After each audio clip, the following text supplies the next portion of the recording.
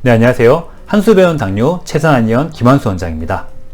우리가 혈당 체크를 꾸준히 하다 보면은 평균 혈당에 비해서 유독 공복 혈당만 상대적으로 좀 높게 나온 분들이 있습니다. 자, 오늘은 이 공복 혈당이 왜 유독 높게 나오는지, 어떤 경우인지, 그리고 또 그 중에서 가장 현실적으로 이 공복 혈당을 낮출 수 있는 방법에 대해서 한번 알아보도록 하겠습니다. 네, 우선 공복 혈당을 결정하는 가장 큰 요소 중에 하나가 바로 수면입니다. 우리가 자고 있는 동안에 우리 몸에서는 뇌나 망막, 근육세포들이 쉬기 때문에 포도당 사용량이 줄어들게 되고, 그러면 자연스럽게 혈관에는 평소보다 포도당을 많이 둘 필요가 없게 되고, 혈관에 있던 포도당을 우리 몸은 간으로 혈당을 보내서 간의 당을 저장시킵니다. 그렇게 되면 혈관 속에 있는 포도당, 혈당은 점점 떨어지게 되겠죠, 그죠? 그래서 푹 자고 아침까지 됐을 때 밤에 자고 있는 동안에는 혈당이 점점 떨어지고, 아침에 일어나자마자 재는 공복 혈당은 수치가 가장 낮게 나오게 되는 것입니다. 자, 근데 수면 장애가 생겼습니다. 푹 못 자고 계속 잠을 깬다든지, 깊게 못 자고 꿈을 많이 꾼다든지, 몸부림을 심하게 친다든지, 이런 식으로 잠을 자긴 자는데 잠이 푹 못 들거나 불안정한 부분 때문에 뇌나 망막 근육들이 활동을 하게 되는 상황이라면 평소보다 포도당 소모량이 많아지기 때문에 아까처럼 혈관에서 당을 간으로 저장시킨 양이 줄어들게 되고 혈당이 생각보다 많이 떨어지지 않게 되는 겁니다. 그러면은 평소보다 공복혈당이 더 높게 나올 수가 있고, 심지어 어떤 경우는 자기 전보다 아침에 공복혈당이 더 높게 나올 때까지 생기는 것입니다. 결국 이렇게 수면의 질이 공복혈당을 결정하는 요소 중에 한 가지가 될 수가 있는 것입니다.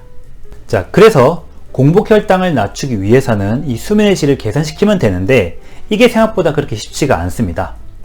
우리가 한간에 이야기하는 것처럼 자기 전에 따뜻한 우유를 먹거나 상추를 먹거나 하면 도움이 된다고 하는데, 사실은 수면을 방해한 요소는 이만큼인데 우유 한 잔이나 상추를 드시는 것은 굉장히 작은 플러스입니다. 그렇기 때문에 이 수면 방해를 풀기에는 그 정도로는 강도가 너무 약하기 때문에 효과가 굉장히 떨어진다고 보시면 되겠고, 한의학적인 입장에서 수면이라고 했을 때 잠을 잔다는 것은 머리와 뇌 쪽에 있는 열과 압력이 떨어지는 걸 의미합니다. 이쪽에 있는 열과 압력이 떨어져야 사람이 잠이 들 수가 있는 거죠.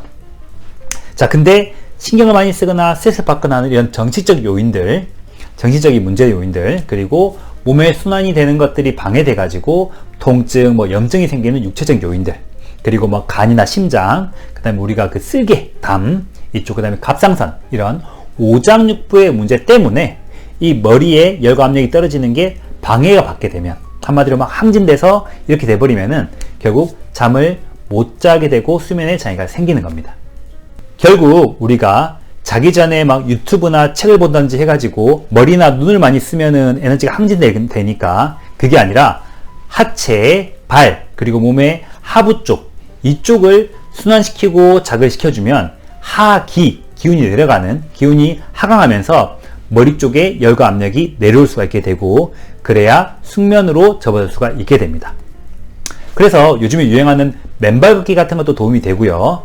반신욕, 족욕, 발 마사지, 발 지압, 이런 것들처럼 상체가 아니라 하체 쪽을 충분히 자극시켜주고 순환시켜주는 모든 방법들이 수면에 도움이 될 수가 있겠습니다. 물론 이 적당한 관리나 운동이 아니라 정확하게 침치를 해야 되고 한약치를 해야 되는 수준으로 어떤 그 정도를 잡아줘야만 숙면이 가능할 정도의 질병의 단계도 있습니다. 이런 분들은 가까운 한의원이나 한의사분을 통해서 도움을 받는 걸 권고드리고요. 가벼운 수준의 수면 장애는 이런 식으로 하체의 자극을 통해서 머리의 열과 압력을 잘 내려주고, 이걸 통해서 수면을 취할 수 있게 되고요. 이렇게 됨으로써 또 자연스럽게 공복 혈당도 떨어뜨릴 수가 있겠습니다. 감사합니다.